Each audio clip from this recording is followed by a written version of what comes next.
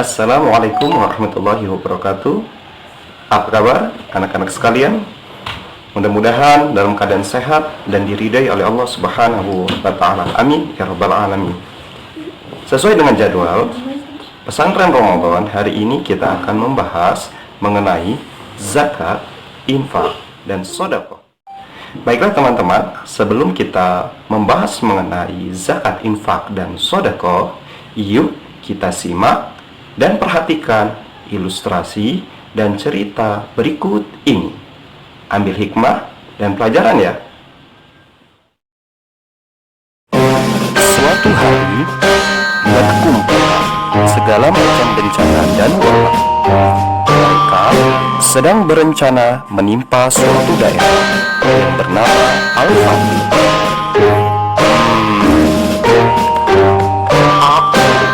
Adalah banjir, atau orang sering menjemputku air bah. Atas izin Allah, aku dapat menenggelamkan kaum Nabi Nuh yang tidak beriman kepada Allah. Begitu juga dengan saudaraku yang menenggelamkan Fir'aun dan tentaranya. Aku adalah angin yang kencang.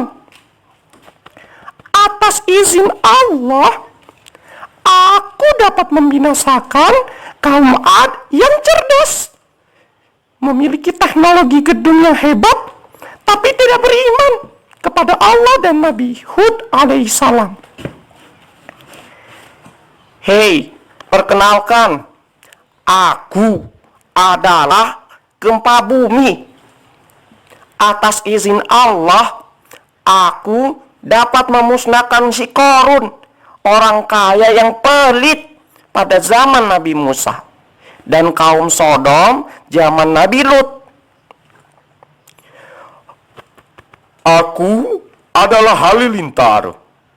Bersama dengan gempa bumi, aku dapat menghancurkan kaum Tsamud yang pintar dan mampu mengukir tebing dan batu besar menjadi tempat tinggal dan istana. Karena mereka sombong dan tidak beriman kepada Allah dan Nabi Soleh. Aku adalah api. Aku dapat membakar apa saja yang ada di depanku. Atas izin Allah, aku dapat membakar apapun. Namun, atas izin Allah, aku tak dapat membakar Nabi Ibrahim yang beriman. Aku adalah corona. Aku sangat kecil sekali.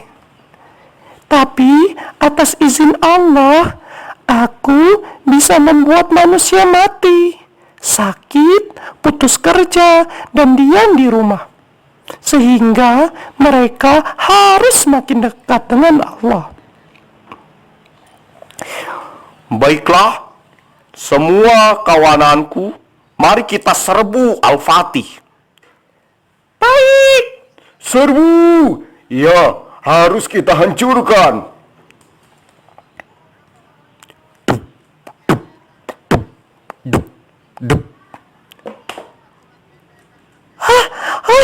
Apa yang terjadi? Aku tak dapat memusnahkan daerah itu. Iya, aku juga. Ya, aku juga.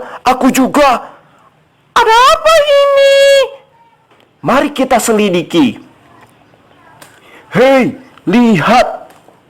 Ternyata orang-orang yang ada di Al-Fatih adalah orang yang beriman kepada Allah.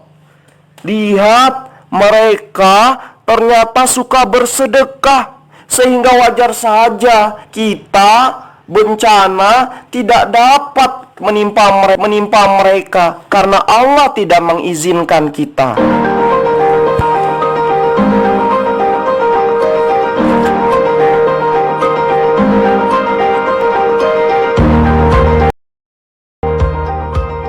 Nah, teman-teman, dari ilustrasi dan cerita kita mendapatkan kesimpulan bahwa sedekah wajib atau yang kita kenal dengan zakat infak sangat penting karena dapat mencegah bencana.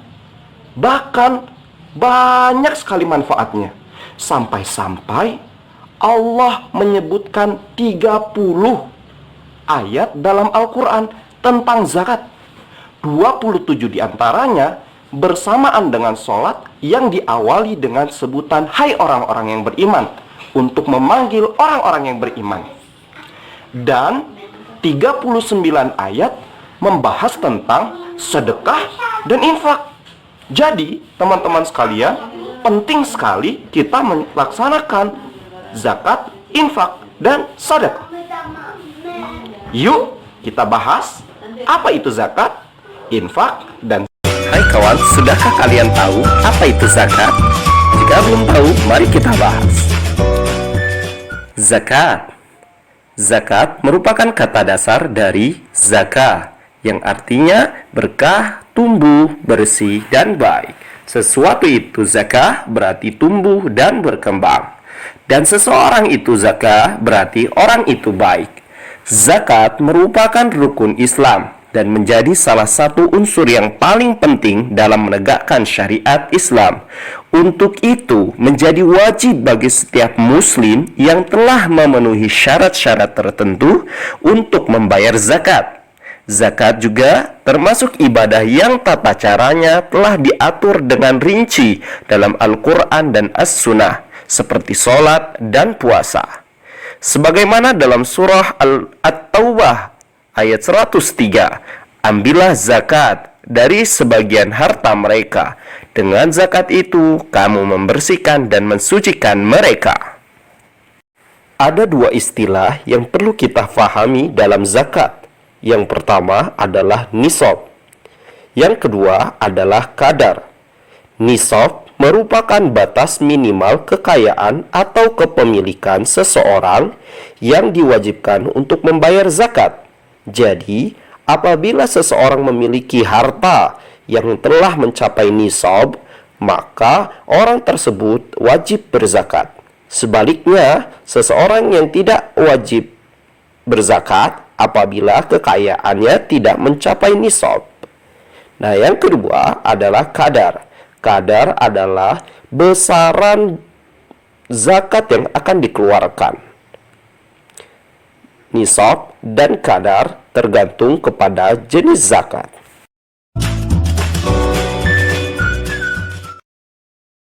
Zakat fitrah dapat dibayarkan setara dengan 3 liter atau 2,5 kg dari bahan pokok dari daerah tersebut. Hukum mengeluarkan zakat fitrah adalah fardhu ain, artinya wajib bagi setiap orang. Tujuan zakat fitrah adalah untuk memenuhi kebutuhan orang-orang miskin pada hari raya Idul Fitri dan untuk menghibur mereka dengan sesuatu yang menjadi makanan pokok penduduk negeri tersebut. Nah, teman-teman, siapa saja yang wajib zakat fitrah? Berikut ini syarat wajib zakat fitrah. Yang pertama, beragama Islam atau seorang muslim. Yang kedua, lahir sebelum terbenam matahari penghabisan Ramadan.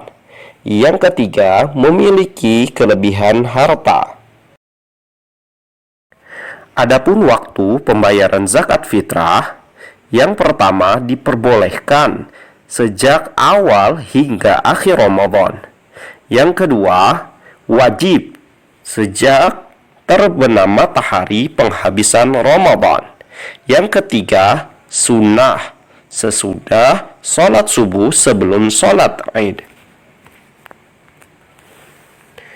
Menjadi makruh sesudah hari raya sebelum terbenam matahari pada hari raya, dan menjadi haram ketika sengaja dibayarkan setelah terbenam matahari pada hari raya.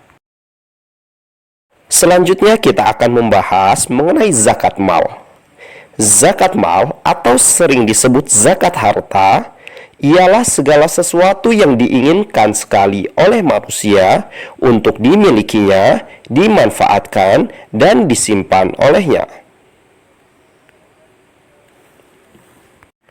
disebut sebagai zakat harta, yaitu kewajiban umat Islam yang memiliki harta benda tertentu untuk diberikan kepada yang berhak sesuai dengan ketentuan nisab, ukuran banyaknya, dan dalam jangka waktu tertentu. Zakat mal ini bertujuan untuk membersihkan dan menyucikan harta benda mereka dari hak-hak kaum miskin di antara umat Islam. Jadi, ada hak-hak orang lain di dalam harta kita. Nah, teman-teman, sebagaimana Allah Subhanahu wa Ta'ala berfirman dalam surah Az-Zariyat ayat ke-19 yang berbunyi, A'udzu billahi minasy syaithanir rajim. Bismillahirrahmanirrahim. Wa fi amwalihim haqqul lis-sa'ili wal mahrum. Dan pada harta benda mereka ada hak orang miskin yang meminta-minta dan orang miskin yang tidak meminta. Shadaqallahul azim. Maha benar Allah dengan segala firman-Nya. Syarat harta yang wajib dikeluarkan zakatnya, yang pertama, didapat dengan cara yang baik dan halal. Yang kedua, harta tersebut berkembang dan berpotensi untuk dikembangkan. Yang ketiga, mencapai nisab. Dan yang keempat, sudah mencapai 1 tahun kepemilikan. Adapun jenis-jenis dari zakat mal, yang pertama, zakat pertanian. Menurut jenisnya, zakat pertanian terbagi menjadi 2, yakni buah dan butir. Buah contohnya anggur, kurma, kismis, sedangkan tanaman yang berupa butir, gandum, beras, jagung. Untuk nisab zakat dari hasil pertanian adalah sebesar 520 kg beras, dan pembayaran zakatnya akan dihitung dari setiap panen. Pembayaran kadar zakat pertanian dibagi menjadi 2, yakni 5% untuk hasil pertanian yang diairi dan 10% untuk yang tidak diairi. Jadi, di sini misalkan orang tua kita panen kopi tahun ini mendapatkan 3 kintal saja.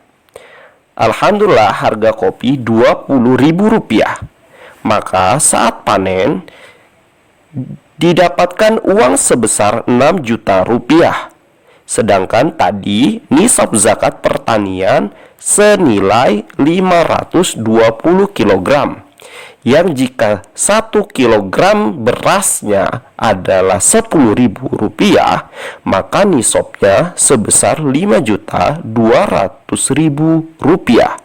Maka dengan ini orang tua kita wajib mengeluarkan zakat. Terkait dengan kadar zakat yang harus dikeluarkan tergantung dengan orang tua kita, apakah perkebunannya atau pertaniannya diairi atau tidak diairi. Kalau diairi, maka kadarnya adalah 5%. Sedangkan jika tidak diairi adalah 10%. Zakat hewan ternak. Dalam Islam, hewan ternak yang dikenakan zakat dibagi menjadi 3. Unta, kerbau atau sapi, dan kambing atau domba. Kadar dan jenis nisabnya pun berbeda-beda, tergantung berapa jumlah hewan ternak yang dimiliki. Zakat emas dan perak. Untuk emas dan perak, yang dikenakan zakat adalah emas dan perak yang tidak dipakai sebagai perhiasan. Nisabnya dihitung dari 85 gram untuk emas, 595 gram untuk perak.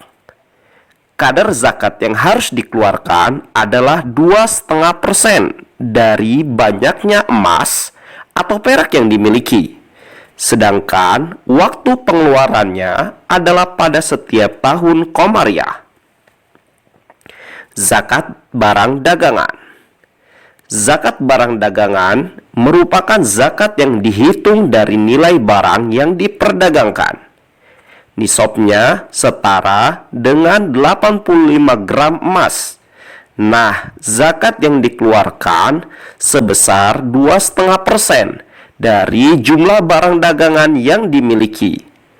Waktu pengeluaran zakatnya adalah setiap tahun Komariah.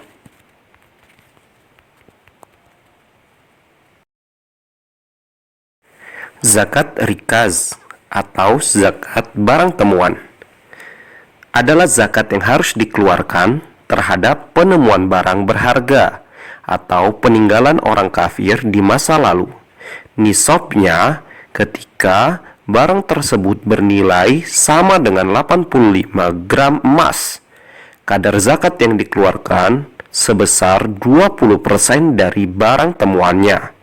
Waktu pengeluarannya adalah ketika barang itu ditemukan. Zakat profesi merupakan zakat yang dikeluarkan saat menerima gaji. Nisabnya senilai 520 kg gabah. Zakat untuk gaji kotor langsung dibayarkan. Sedangkan gaji bersih dapat dibayarkan setelah kita mengetahui sisa dari kebutuhan pokok dengan kadar zakat yang dikeluarkan sebesar 2,5%. Zakat hasil produksi. Zakat yang dikeluarkan untuk harta tetap yang bisa memberi pemasukan, baik yang disewakan atau dijual hasilnya. Seperti hasil produk pabrik.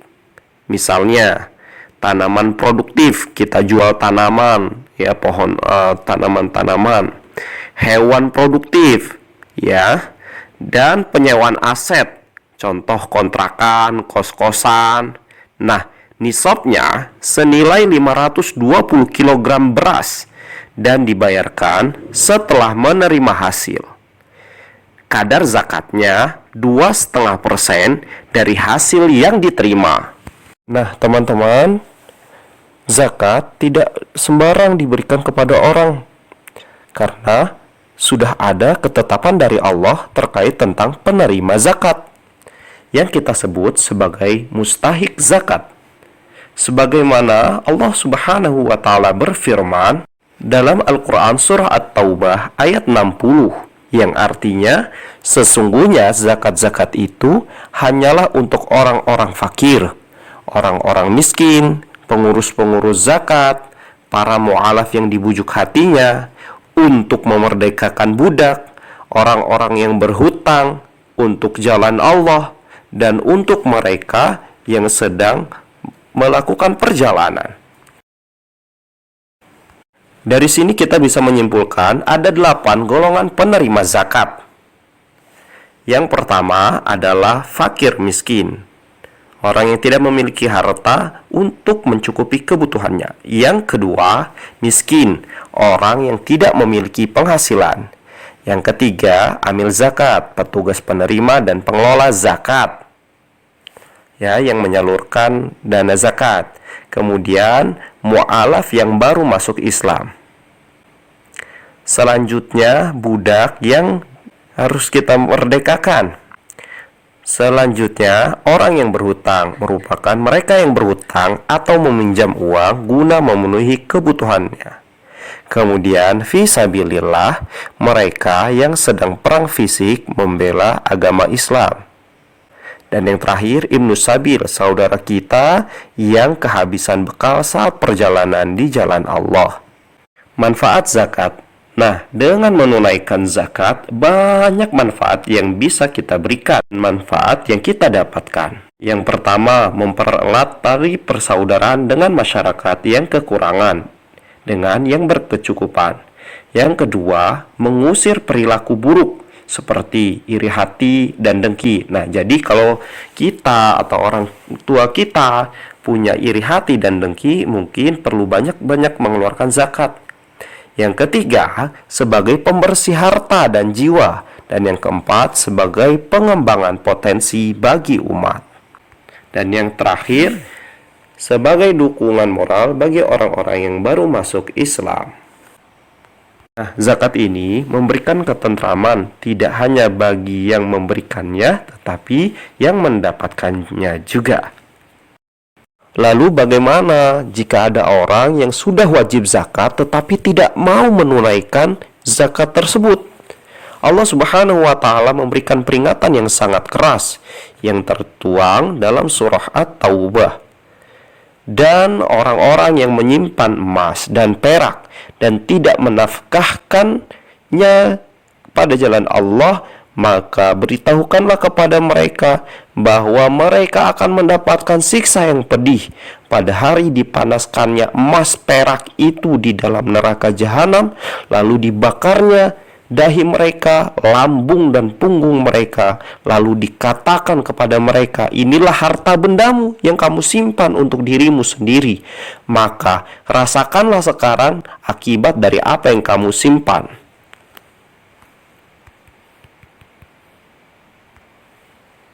Al-Quran Surah At-Taubah ayat 34 hingga 35.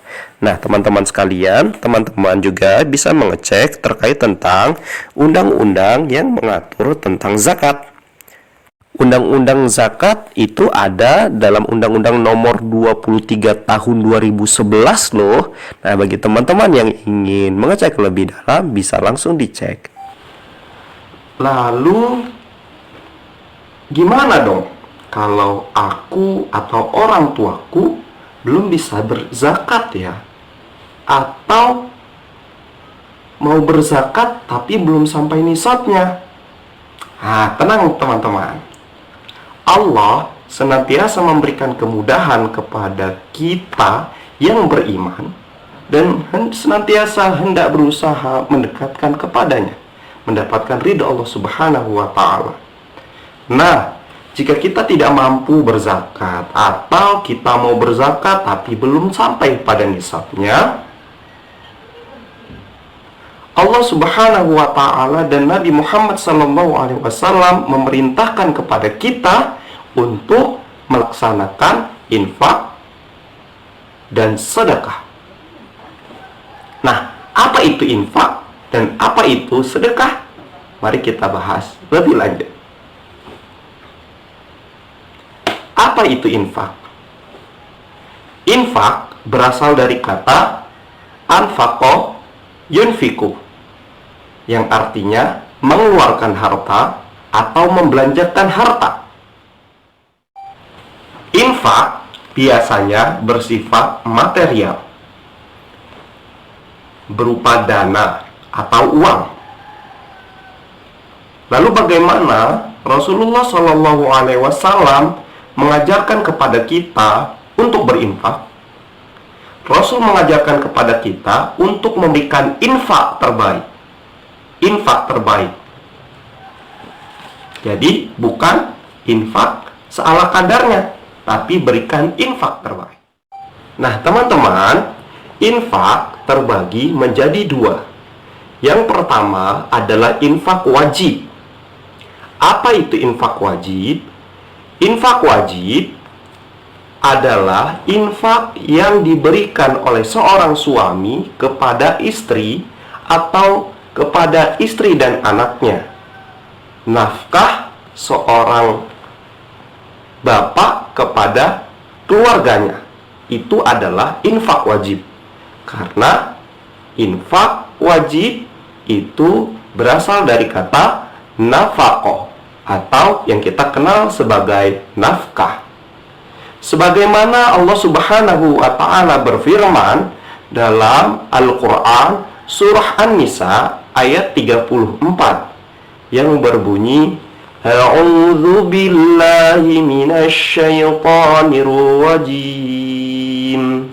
Bismillahirrahmanirrahim.